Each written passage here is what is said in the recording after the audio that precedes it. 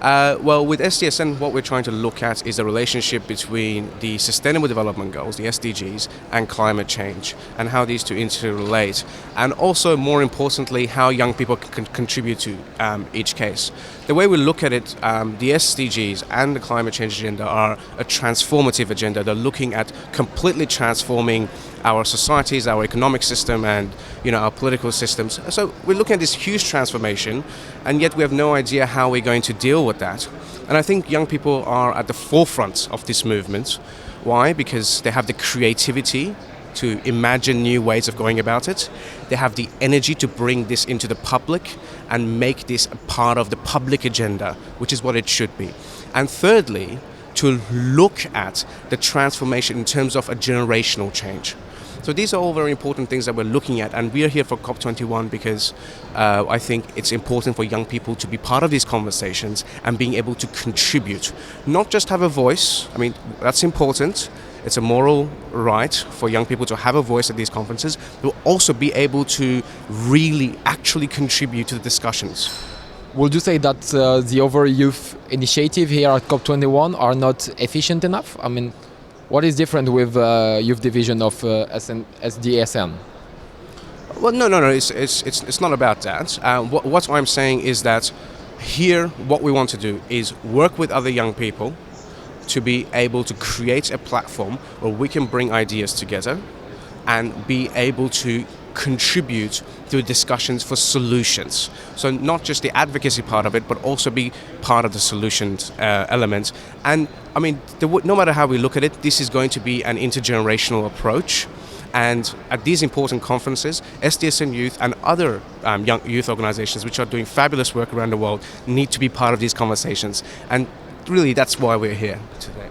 Okay, but would you say that the government from all over the world are listening to the youth of their own country? Are they really taking part of these negotiations? So I guess the question you're asking is whether governments are listening to their young people, especially around these negotiations.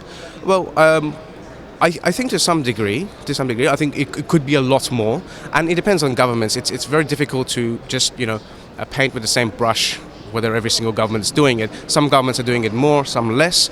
But I think what's important is to listen to young people, but also to make them feel part of the process. Let them feel that ownership.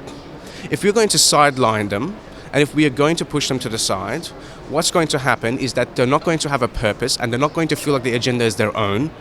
And it means that the agenda has very little prospect for success. So I think no matter how we look at it, it is important to integrate young people into these discussions. And I think we could start with something as simple as including young people as part of government delegations that are attending, and also having them as a part of the negotiations or discussions within governments. This could be a great start. And of course, there is a lot more to do, which I won't go into. But commitment to this elements of negotiation and integration of young people into policy, I think is a great start. So, would you say that this is your expectation from this COP21, that for the COP22, the delegation from all over the world will integrate some young people? I certainly hope so.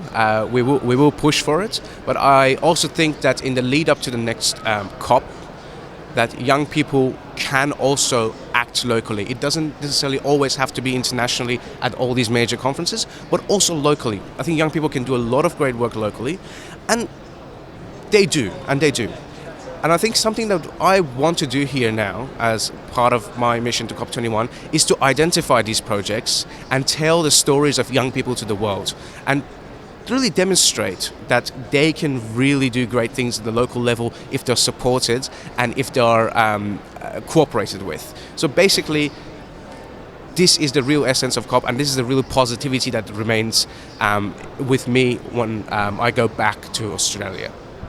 Thank you very much for your time and for your answers. It's an absolute pleasure.